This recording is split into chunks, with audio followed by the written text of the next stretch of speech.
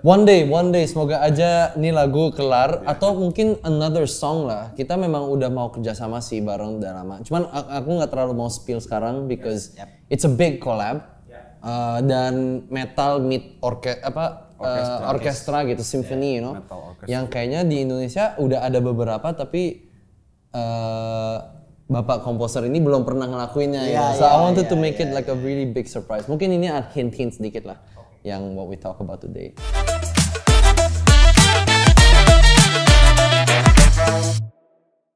Apa sih ya maksudnya? 9 itu kita pas bikin nama tuh kan awalnya Max pengen nama yang ada unsur dirnya ya.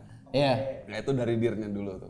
Ya dir itu sebenarnya gue suka Dir and Grey, band metal Jepang super hardcore Dir and Grey. Jadi gue suka idenya ada dir gitu. Terus 9 itu filosofinya 9 itu kan angka paling tinggi ya. Jadi kan kita berharap band kita ini akan menempati posisi tertinggi di musik Indonesia maupun internasional. Respect. Gitu sebenarnya ya trinya juga makanya kita bertiga aja sih sebenarnya. Karena kita bertiga. Tapi my idea was to have Dir karena ya gue suka Dir and Grey sama tadinya maunya Dear Diary, Dear Apocalypse terus 93 karena I like 21 Pilots. Gue suka 21 Pilots, gue suka 30 Seconds to Mars. Banyak nomor-nomornya and I think lumayan jarang sebenarnya.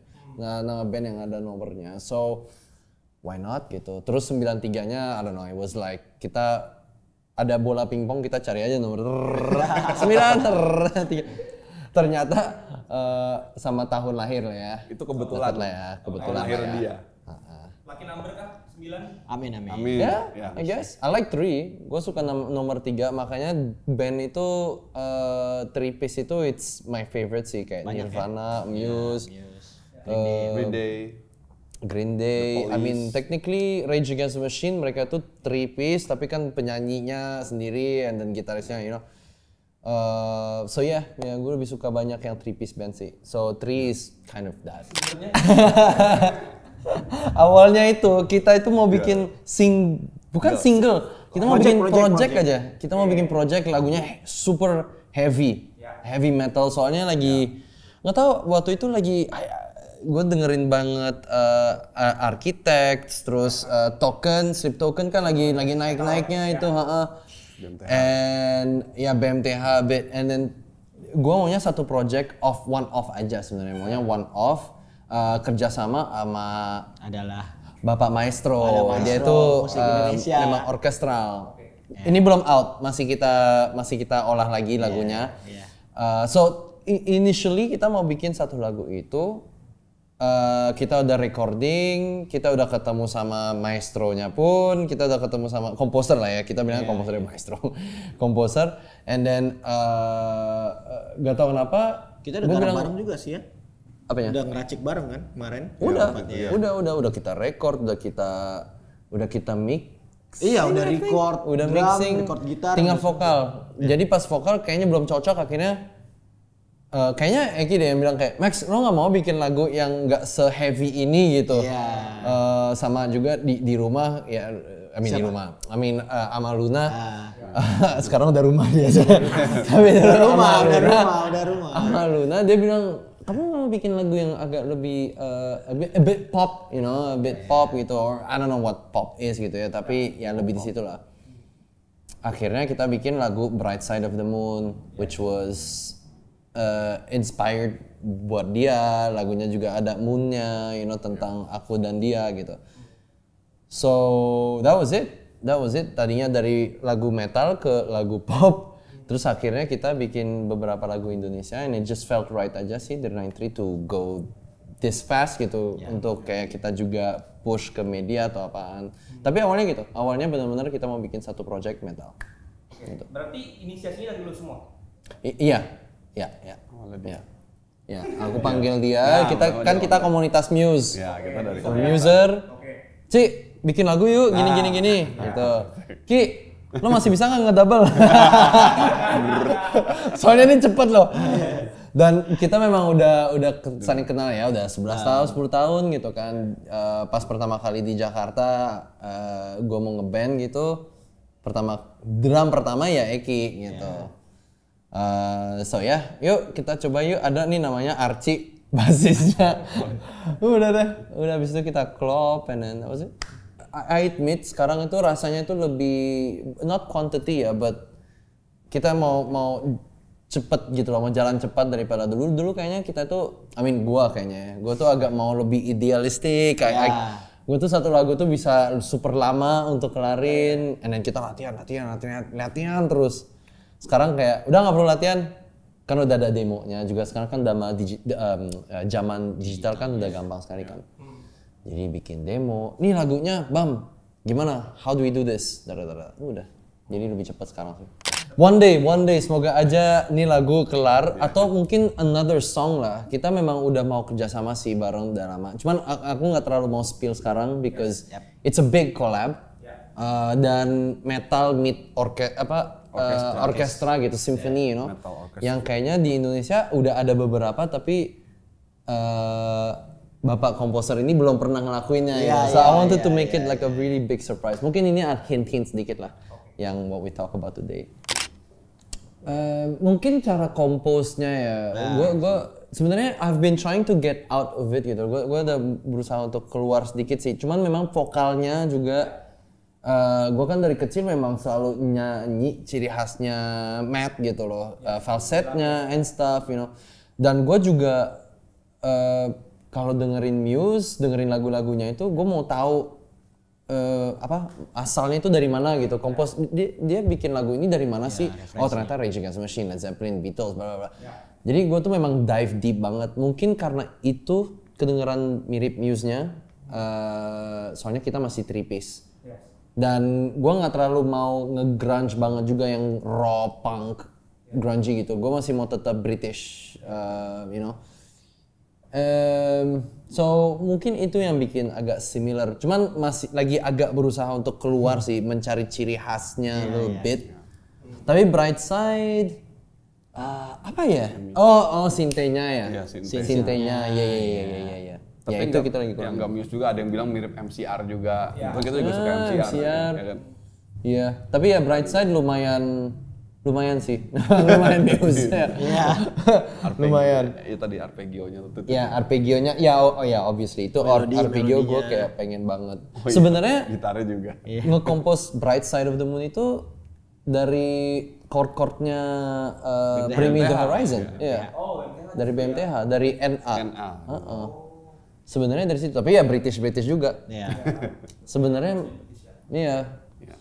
But you know, it's apa ya, kayak it's a compliment juga sih untuk dibilang kayak mirip Muse, because I think jarang juga yang bisa embody their sound gitu loh, kayak gitu. Cuman sekarang ya, I guess the challenge is how to gimana kita bisa karakter sendiri. Ya, itu dia. Karakter sendiri. Ya. Sebenarnya tadi gue baru ngomong sama Iwan, baru aja. Dia bilang, ya Muse banget, tapi dengan ciri khas lo sedikit sih kalau lo udah kenal jalur lo bikin lagu ya, dia bilang gitu. But it's okay, you know, it's like passing the torch gitu. Siapa yang bisa meng-expand sound mereka ke anak-anak muda sekarang gitu, you know. It's how to lanjutin legacy mereka gitu. Ya sebenarnya itu gitu. Cuman gimana kita membarui itu. But I think we're still learning juga sih, kan baru setahun. Habis Bright Side of the Moon kita bikin Knife, terus habis Knife kita bikin 3 lagu yang benar-benar yang liriknya Indonesia, yang keluar dari box itu gitu. So kayaknya itu juga dari komentar-komentar itu gitu. I wanted to get out of that gitu. Aku juga udah mau keluar dari that gitu loh. Dari Matt. But it's not a bad thing ya, gimana ya, kayak sinerginya untuk grow up lah, apa namanya grow up? Bertumbuh. Ya bertumbuh ya. So just to grow up to a different direction aja sih. So I took it as a positive remark sih gitu.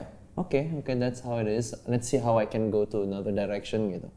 Kalau beban berarti nggak ada beban, justru kalau gue pribadi seneng. Kalau gue pribadi seneng karena gue emang fans banget sama Muse. Kalau dia emang, ya. Sama Aku lu. sih juga sih sebenarnya. Iya. Aku juga fans berat banget sih sama Muse. Cuman jarang some Muse ada, so I'm okay with that. Mungkin ya Maybe, memang maybe, ya. komunitasnya Muse Italia itu lumayan besar loh. Oh ya gede. It's big. Italian France tuh gede. Iya benar, gue lihat di Spotify kemarin dia tuh Indonesia pertama, and then kedua Italia. And I'm like, what? Oke. Mungkin dari YouTube dulu kan kita bikin video-video cover. Ya, ya. Memang lumayan banyak itu dari Eropa itu Italia, Perancis. Mereka lumayan ngikutin cover-cover kita. Soalnya kan kita lumayan dekat covernya, you know. I tried so hard to make it as close as possible gitu kan. Jadi memang kayaknya dari situ sih mungkin. Ya. Mungkin dari cover itu. Indonesia. Cara lirik. Ya jujur lirik sih Indonesia ya. Ya lirik. Karena kalau bahasa Inggris kan banyak double meaning ya. Kalau Indonesia itu kan on point kan lirik tuh. Jadi kita agak Dia yang biasanya gue minta kayak, Niki, gimana Niki? Bantuin. dan kayaknya orang Indonesia kalau suka lirik tuh lebih suka yang langsung on point gitu, nggak basa-basi gitu loh kayak aku cinta kamu, aku sayang kamu gitu. Ya, soalnya juga Ya, lirik lu kan yang banyak double meaning ini apa ya kata-kata yang enak ya buat divideoin gitu. Iya. I mean, yang bikin susah juga kita karantina buat lagu itu. Ya, Buat 3 lagu. Buat 5 tadinya. Ada 5. Ada 5 yang keluar 3. 2 and then 1 lagi. Tapi kita selama berapa hari? 7-8 hari ya? 7 hari. Itu benar fokus banget. Jadi Workshop. di situ tuh momennya yang kayak I wanna do something new yang benar-benar aku nggak pernah lakuin, which is ya obviously lirik bahasa Indonesia gitu. Yang tipu daya itu benar-benar dari scratch yang beda dari biasanya nge-compose seperti yang sebelumnya gitu. Jadi apa ya? Gimana kayak ngeblend popnya mungkin yang agak pusing. Biasanya kan aku tuh main yang lumayan heavy rock, right? Heavy rock. Apa riff based kan? Ya, riff based, benar. But I think kalau Indonesia tuh lebih ke lirik sih yang lumayan susah. Artinya aja kadang masih agak bingung gitu. Tapi itu dari Eki sama Archie kayak tolong dong ini gimana ya ngomongnya kayak gini apaan gitu. I want it to be like this, I want it to be like that gitu. Kata-kata apa yang enak dipakai ya gitu. Iya. Berarti ada kesulitan masing-masing ya antara Inggris dan Indonesia ya. Iya. Kayak kalau Inggris Max udah Kalau Inggris dia mah udah cepet banget. Gue punya jalan ceritanya, punya ininya, punya objektifnya, motivasinya. Ini lucu ya, soalnya gue main di filmnya juga. Gue punya skripnya. Jadi pas gue bikin lagunya itu memang udah based on the script. Jadi gue memang ngegambarin karakter-karakter di film itu sih, yang terutama Gundiknya, Nyainya. Jadi ceritanya itu dimusikin, lirikly ya tentang apa sih kayak memberikan apa ya? si Nyainya orang yang mau berikan semua ya. No, it's like kayak like rituals. Ya, jadi orang tuh datang kayak aku mau ini, aku akan kasih ini, aku akan kasih itu. Kayak orang datang ke Tapi ya kamu harus kasih jiwanya si anak ini ya. Soalnya filmnya kan tentang itu kan, lumayan in a gore sense kan ada tentang itu. So sacrifice. stuff like that yang benar-benar super dark, you know. Dan itu lumayan dekat juga dari lirik-lirik Inggris gua yang biasanya sih sebenarnya. Gua tuh lebih suka yang kayak lumayan berserk and dark segitunya gitu. So tentang itu sih, tentang memberikan keinginan orang yang serakah. Ya. Sejak itu. Sejak gua denger Dendam apa? Dendam Nyi Pelet. Anjir, jangan lupa. Iya. Soalnya gua masih kecil dan gua masih di Banjarmasin. Bokap gua kan chef, jadi gua tuh sering kemana-mana. Dan dulu tuh kalau nonton kadang ya nonton sinetron atau apaan gitu di TV. Dan gua tuh paling inget gak tau kenapa itu yang paling gue inget pas gue kecil adalah Dendam Nyi Pelet. Itu gue identik banget sampai sekarang, itu yang paling gue bisa ingetin. Yang paling gue I think I was 3, gue masih umur 3 tahun atau apaan. Dan gue tuh lumayan cepet lose memory ya dengan banyak hal gitu. So dari situ sih gue tuh selalu pengen bikin lagu kayak gitu. Dan Muse kan juga bikin falsetnya, you know, and ternyata bisa ya.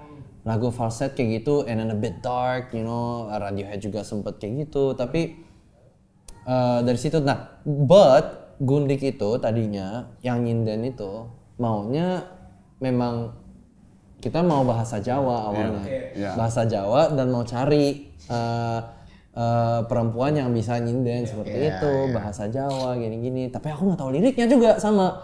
So I was like, oh no, ini pusing lagi dan ini. Terus aku tanya, lu bisa nggak ya bahasa Jawa? Enggak. Enggak. Terus gua Google, nggak bisa juga. Aduh, gimana nih translate? Nggak ada yang bisa nge-translate. So akhirnya gua scrap idenya, and then I was like, udah deh gua aja deh. Soalnya memang di demo udah gua sendiri. Di demo, gua gituin sendiri kan. Liriknya aja kita nemunya pas di studio itu. Iya, di studio. Cuman udah ada gambarannya, you know. Udah ada gambarannya. So I felt like it would be ciri khas dikit dan agak spesial, something that's never done before. Orang pasti mikirnya kayak, oh ini siapa ya penyanyinya kok ini ternyata loh kok Maxim gitu. So it could be a good surprise juga. Oh iya, Attack on Titan. Oke, Attack on Titan itu juga salah satu dari inspirasi lagunya, musiknya. Nama soundtracknya itu XLTT. Dia tuh 14 menit lagunya. Cuman di 30 detik paling terakhir itu dia ada sound yang gue pengen banget dimasukin ke lagu-lagu kita gitu, which is bell-nya, terus elektroniknya gitu. Dan kalau Jermannya, sisi Jermannya itu sebenarnya bukan dari Attack on Titan sih, walaupun dia ada ya lagu yang bahasa Jerman. Tapi sisi Jermannya itu karena Luna. Luna itu kan dari Austria. Jadi I don't know why at that time pas gue bikin lagunya tuh gue lagi ketemu banyak banget orang Jerman. Sama nyokapnya Luna, sama temennya Luna Milane, sama pacarnya Milane yang juga Jerman. I was just getting a lot, dan juga gue suka dengerin Rammstein. Gue suka banget dengerin Rammstein. Jadi oke deh, I don't know why it just felt right gitu alunan melodinya. Tapi ternyata pas gue udah bikin liriknya, udah gue mixing, udah kita mastering. Oh, itu sempat udah jadi. Udah jadi. Yang Auf Wiedersehen itu kan Jerman udah jadi. Gue tanya nih ke teman-teman Jerman gue, ini aman nggak? Apa artinya? Mereka juga nggak tahu. Mereka juga bingung. And that's late, too late. Jadi sebenarnya itu, jadi Auf Wiedersehen itu memang iya ada artinya. Ich mit Blut verboten. Sebenarnya itu satu katanya memang it makes sense. Cuman pas sudah dijadiin satu, it's like, nah, that does not make sense. So gue kayak oke lah, nggak apa deh, gue bikin bahasa baru. Waktu itu kita lagi reading day 1, kita cerita Anggi itu ternyata punya band Purgatory. Oh lu punya ini band gua. Oh ya beda ya, ya beda. Dan waktu itu belum ada Gundik, belum ada yang metal apa gitu, masih ada Knife kan. Akhirnya kita memang punya likeness lah, ternyata dia juga suka Slipknot, Korn, band-band yang lumayan new metal heavy, Marilyn Manson like gitu kan. Dan gue suka banget juga band yang seperti itu. Akhirnya kita ngomong kayak, Max lu mau nggak bikin soundtrack? Of course. Tapi gue ada kebebasannya nggak nih gitu. I mean just try, bikin aja demonya dulu. Dan akhirnya gue bikin demo, which is Gundik. Dari awal itu belum berubah, itu benar-benar seperti itu ya. Nggak ada yang berubah dari demonya. Awalnya sempet skeptical. Max, kayaknya gak usah Jawa-Jawa gitu deh. Kayaknya ini. Like, I don't know. Gue mau sih kayak gini sih. Gue mau ada tadinya mau ada gamelan malah. Akhirnya angklung kan yang masuk. Menurut Anggi itu agak too progresif gitu mungkin ya. Tapi gue mau ngeblend the modern sama tradisional, you know? So sempet hampir gak jadi. Sempet Gundik itu kayak ya udahlah buat kita aja deh, buat Dear 93 aja deh, nggak usah buat soundtrack. Akhirnya dia telepon, Max jadi nggak soundtracknya? Oh jadi, iya jadi, udah kita ini.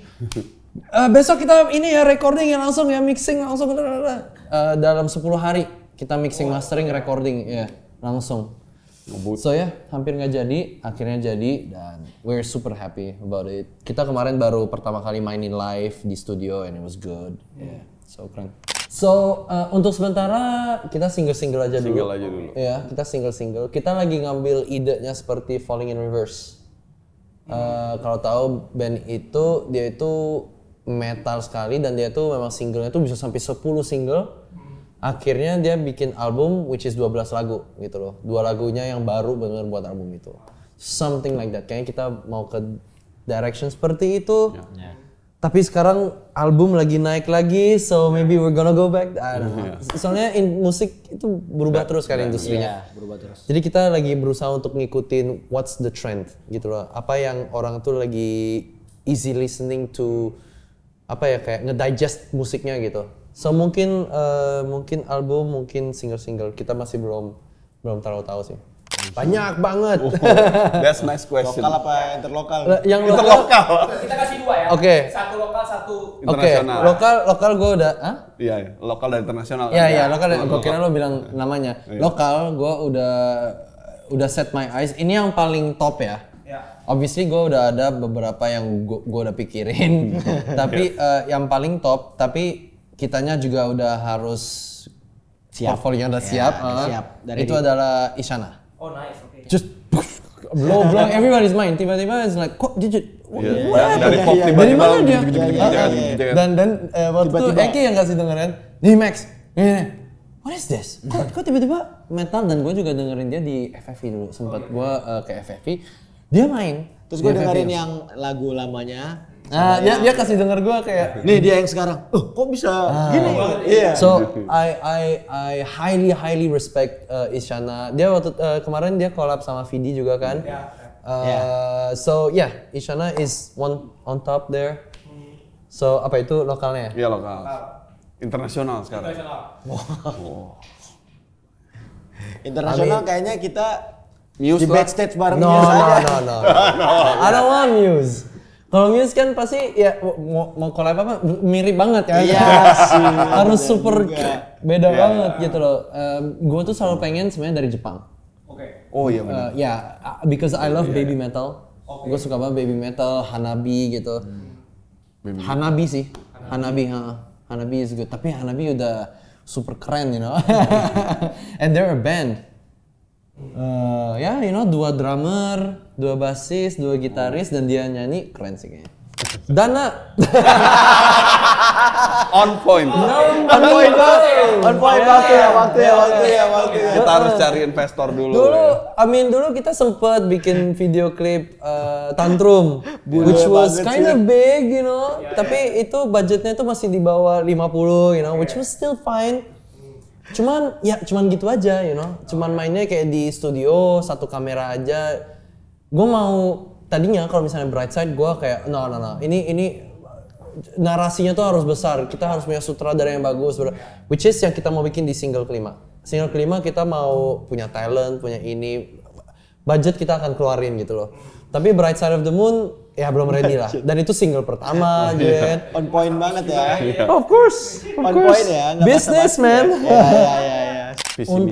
Ya. Untuk sementara kita masih setahun. Tapi dengan pengalaman kita yang udah lumayan lama dari Zeta gitu, which is Trial errornya banyak ya. kita udah trial and error. Kita pas Zeta itu 4 lagu keluar. Ya. Dan itu lebih idealis lagi sebenarnya. Gila Dan itu masih muda juga. Lagunya itu masih super young, masih angsty dan Young, wild, and free. Jadi dari pengalaman itu we kinda grow up juga. Jadi untuk sisi komposisi sekarang sih memang kita lagi berusaha mencoba lah ya. Makanya yang single kelima ini sebenarnya yang bakal tone down sedikit dan ini yang lebih orang bisa dengar sebenarnya. So itu udah kita kurasi lah. Udah kita kurasi.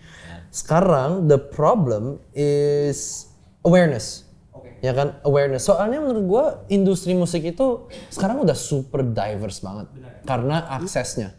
Aksesnya udah unlimited. Unlimited dari YouTube-nya orang itu udah bisa dengerin lagu secara gratis ya. sekarang adalah build awareness dari puluhan jutaan ribuan artis-artis lain yang lebih bagus daripada kita gitu kan. So I think sekarang yang kita lagi kurasiin adalah sementara itu adalah awareness, which is showcase, manggung. So kita kasih lihat misi kita itu adalah show that band kita itu adalah band performance, dan visinya adalah kita bikin lagu-lagu yang bisa didengar dengan masyarakat tapi juga di luar masyarakat lokal juga gitu loh. But kita mencoba untuk grab lokal juga gitu kan. So yeah, it's all apa ya, banyak brainstormingnya sih sebenarnya memang. Tapi kayaknya dari Zeta dan juga kan Archie juga dari GSTK, kita lumayan band dalam musik itu sebenarnya udah lama gitu, udah 10 tahun, I think itu adalah pengalaman yang kita bisa pakai di Dear 93. Where am I going with this? Poinnya adalah ya pokoknya tetap visinya itu musik kita bisa diterima di lokal maupun internasional. That's our vision. Betul. Hanya kurasinya aja yang gimana kita realistiskan idealisme kita, right? That's right, right? Something like that lah. Tapi betul, komposisinya memang berubah dari yang dulu, dari Bright Side of the Moon sampai lagu yang ini, yang single kelima yang mau keluar itu, akhirnya itu udah beda sekali sebenarnya perjalanannya. Tapi I wouldn't say kita nggak bakal balik lagi gitu loh. I think we're just gonna keep on coming back gitu sih. What do you think? Ya gitu. That's it. That's the number one. Itu gua Fuji Rock.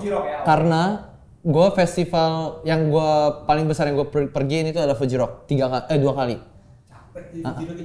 It's not, but it's perfect. Enak banget, seru banget. Dan orang-orang Jepang itu super bersih. Jadi nggak berantakan, walaupun hujan juga enak di situ musiknya. Dan Fuji Rock itu identiknya British. So mereka itu kerjasamanya sama British. So Glastonbury, Reading gitu-gitu tuh sebenarnya masuknya ke Fuji Rock juga. So So menurut gua Fuji Rock is the goal, dan itu juga Southeast Asia. Asia lah. Asia. Pacific, so Fuji Rock. Kedepannya Glastonbury, Reading and Leeds, Coachella.